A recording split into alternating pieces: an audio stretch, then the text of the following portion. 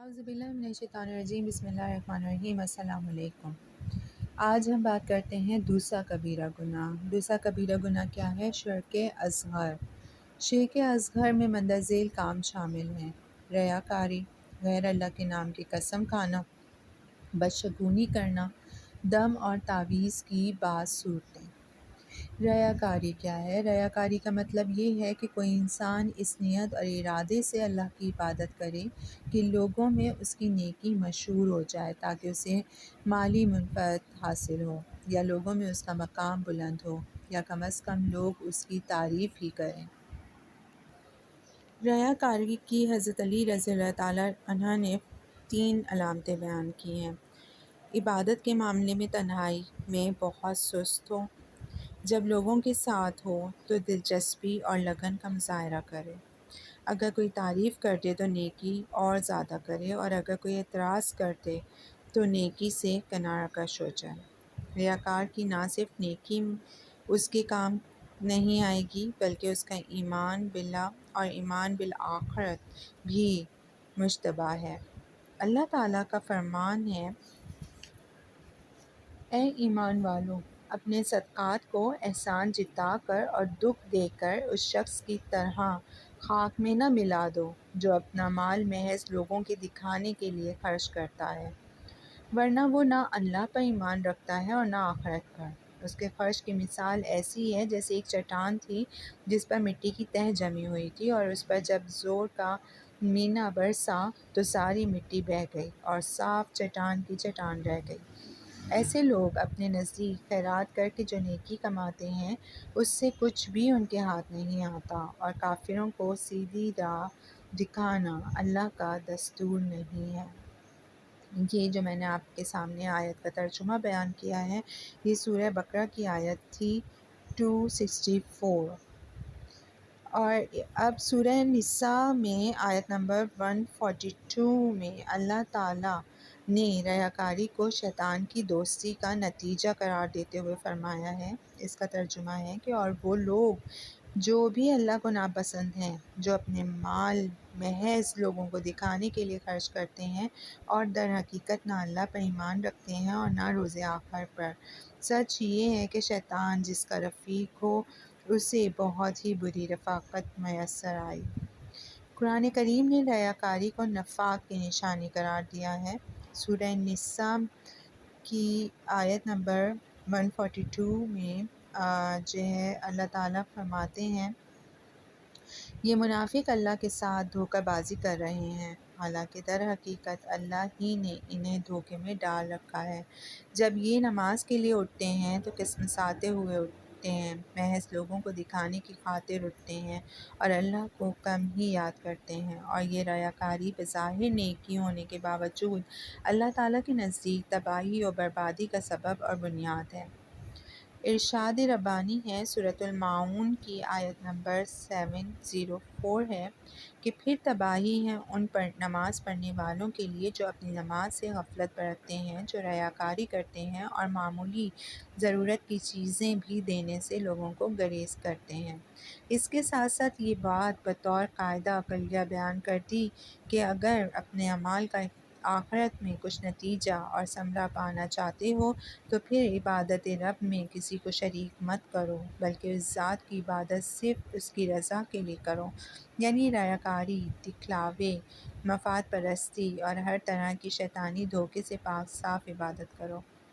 اللہ تعالیٰ نے سورہ کہف کی آیت نمبر 110 ہے، اس میں فرمایا ہے کہ پس جو کوئی اپنے رب کی ملاقات کا امیدوار ہو اسے چاہیے کہ نیک عمل کرے اور بندگی میں اپنے رب کے ساتھ کسی اور کو شریک نہ کرے۔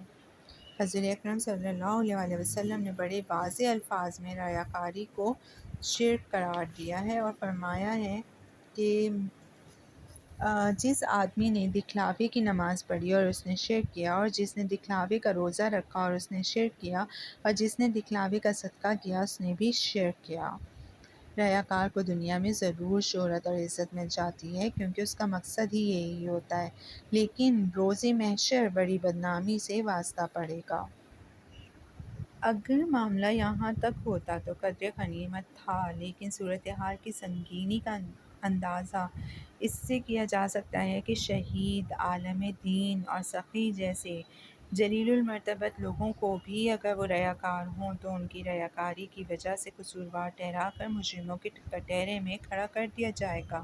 ان کے سارے نیک اعمال مٹی میں ملا دیے جائیں گے اور ان کو اوندھے منہ جہنم رسید کر دیا جائے گا۔ اس کی تفصیلات حضور پاک صلی اللہ علیہ وسلم نے اس طرح بیان کی ہیں کہ روز قیامت میں آدمی کے خلاف سب سے پہلے فیصلہ ہوگا، وہ ایک شہید ہے جسے اللہ تعالیٰ کی جناب میں پیش کیا جائے گا۔ اللہ تعالیٰ اسے اپنی نعمتیں اور احسانات یاد دلائیں گے، وہ ان نعمتوں اور احسانات کا اقرار کر لے گا۔ اللہ تعالیٰ دریافت فرمائیں گے کہ تو نے ان نعمتوں کا حق کس طرح ادا کیا؟ وہ کہے گا، میں نے تیری راہ میں جہاد کیا، یہاں تک کہ شہید ہو گیا۔ اللہ تعالیٰ فرمائیں گے، تم جھوٹ بول رہے ہو، تم تو اس لیے لڑے کہ لوگ تمہیں بہادر کہہ کر پکارے، اور وہ دنیا میں کہا جا چکا ہے۔ اس کے بعد اس آدمی کے بارے میں حکم صادر ہوگا اور اسے منہ کے بل گھسیٹ کر آگ میں ڈال دیا جائے گا۔ پھر ایک دوسرا آدمی اللہ کے حضور پیش کیا جائے گا جس نے علم سیکھا اور سکھایا اور قرآن پڑھا ہوگا۔ اللہ تعالیٰ اسے اپنی نعمتیں اور احسانات یاد دلائیں گے اور وہ ان نعمتوں اور احسانات کا اقرار کرے گا۔ اللہ تعالیٰ دریافت کریں گے کہ تو نے ان نعمتوں کا حق کس طرح ادا کیا؟ تو وہ جواباً عرض کرے گا کہ میں نے علم حاصل کیا، دوسروں کو سکھایا اور تیری رضا کے لیے قرآن کی خدمت کی۔ اللہ تعالیٰ فرمائیں گے، تم جھوٹ بول رہے ہو، تم نے علم اس لیے حاصل کیا کہ عالم کے نام سے شہرت پاؤ، قرآن اس لیے سیکھا کہ قاری کہلاؤ، اور یہ شہرت تمہیں دنیا میں مل چکی۔ اس کے بعد اس شخص کے بارے میں حکم صادر ہوگا اور اسے منہ کے بل گھسیٹ کر آگ میں پھینک دیا جائے گا۔ ایک اور آدمی اللہ کے حضور پیش کیا جائے گا جو خاصا مالدار تھا، اللہ نے اسے انواع و اقسام کا مال عطا فرمایا تھا۔ اللہ تعالیٰ اسے اپنی نعمتوں اور احسانات کو یاد دلائیں گے تو وہ ان نعمتوں اور احسانات کا اقرار کر لے گا۔ اللہ تعالیٰ دریافت کریں گے، تو نے ان نعمتوں کا حق کس طرح ادا کیا؟ وہ جواب دے گا، جہاں جہاں خرچ کرنا آپ کی ذات کو پسند تھا، میں نے وہاں وہاں اس کو خرچ کیا، اور یہ سب آپ کی رضا کی خاطر کیا۔ اللہ تعالیٰ فرمائیں گے، تم جھوٹ بول رہے ہو، تم نے صرف اس لیے ایسا کیا کہ تمہیں سخی کے نام سے شہرت ملے، اور یہ شہرت تم دنیا میں پا چکے ہو۔ پھر اس کے بارے میں فیصلہ ہوگا اور اسے منہ کے بل گھسیٹ کر آگ میں پھینک دیا جائے گا۔ ریا، شہرت اور ناموری کے اس انجام کو سمجھ لینے کے بعد بھی اگر کسی کے دماغ میں یہ خناس سوار ہو تو نہ صرف اسے اپنے ایمان کی خیر منانی چاہیے بلکہ اپنی عقل اور سمجھداری کا بھی ماتم کرنا چاہیے۔ اللہ تعالیٰ ہم سب کو ریا، شہرت اور ناموری کے فتنے سے دنیا و آخرت میں محفوظ رکھے، آمین۔ شرک اصغر کا دوسرا کام ہے غیر اللہ کے نام کی قسم کھانا۔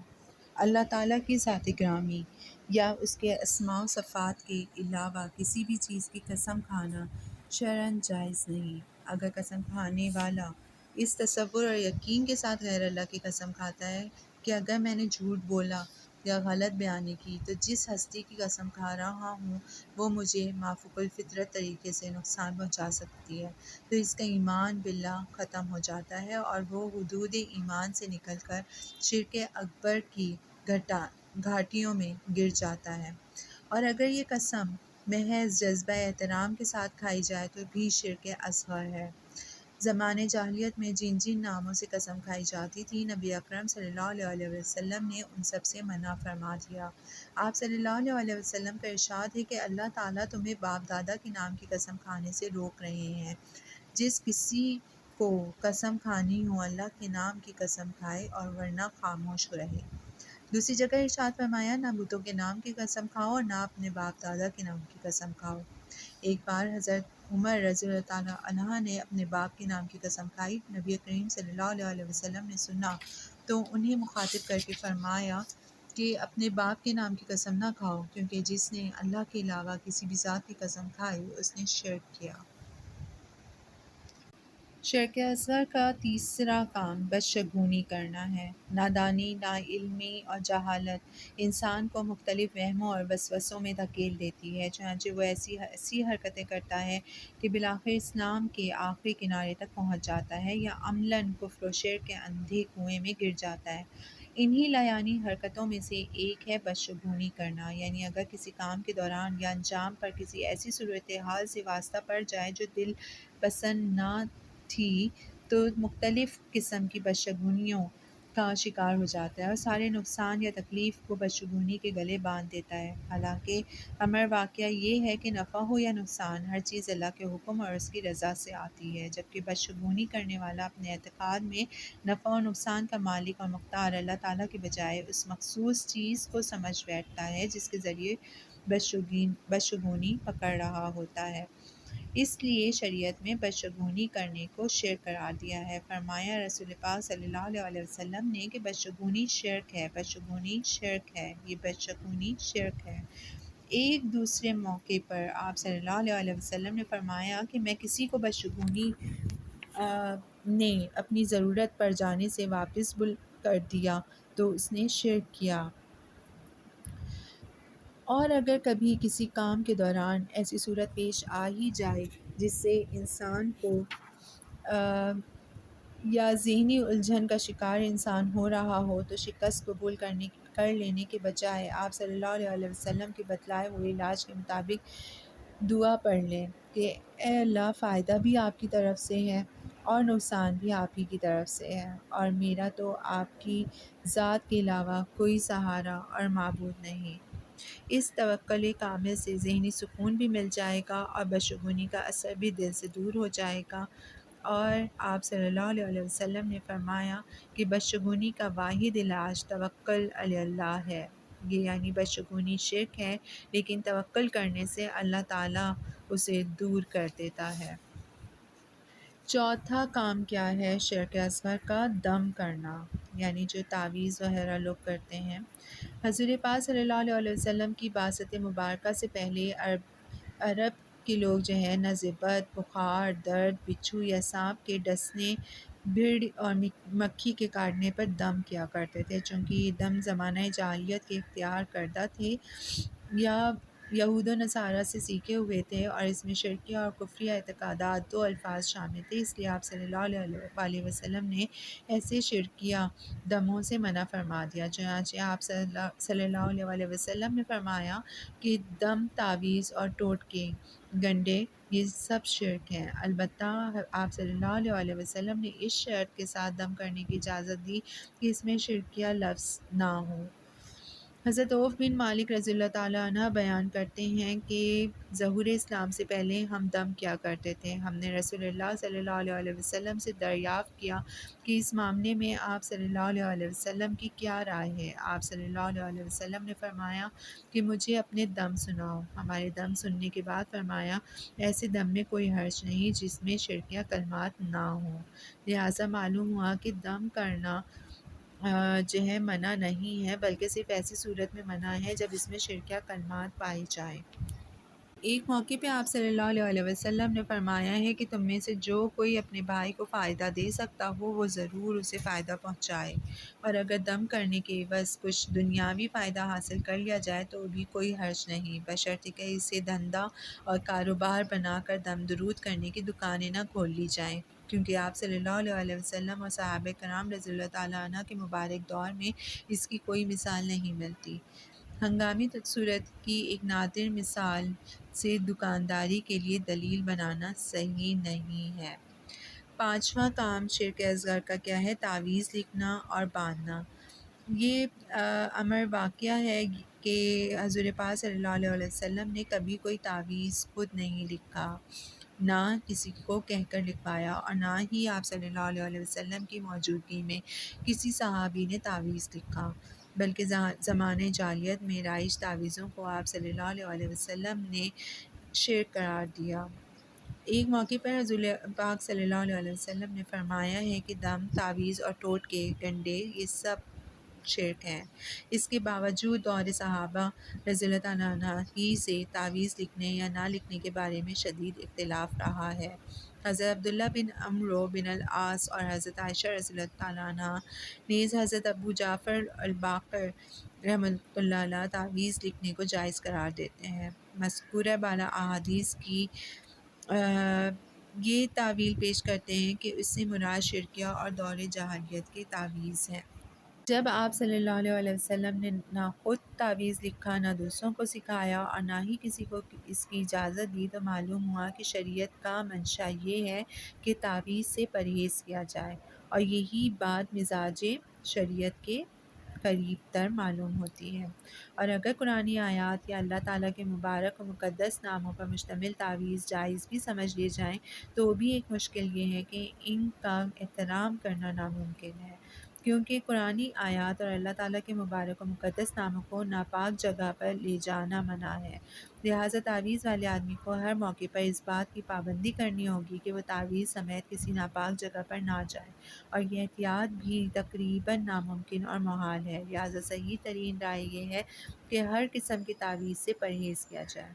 بطور متبادل قرآنی آیات کی تلاوت اور مسنون دعاؤں سے فائدہ اٹھایا جائے، اور یہی مسنون طریقہ ہے اور یہی محتاط اور محفوظ راستہ ہے۔ شکریہ۔